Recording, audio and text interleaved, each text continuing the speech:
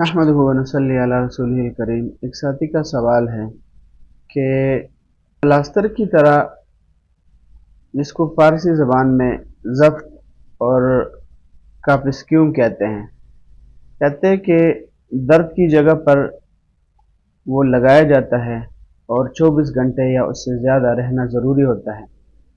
वज़ू और गुस्ल के वक़्त क्या करें?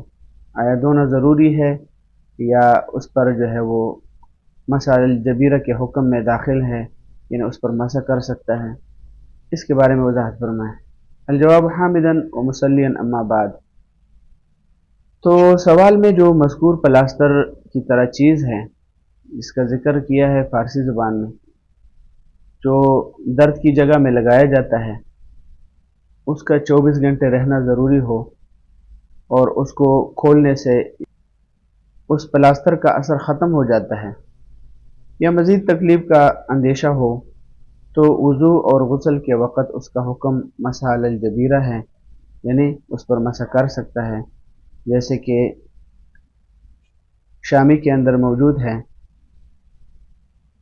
वयमसहु नहु मुफ्तसिदी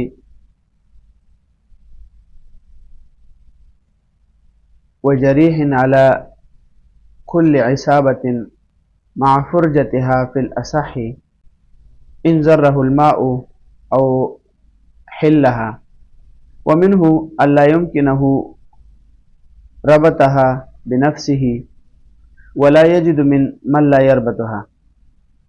तो शामी के अंदर इस तरह मौजूद है, जिल्द नंबर 1 सफ़ा नंबर 280 में।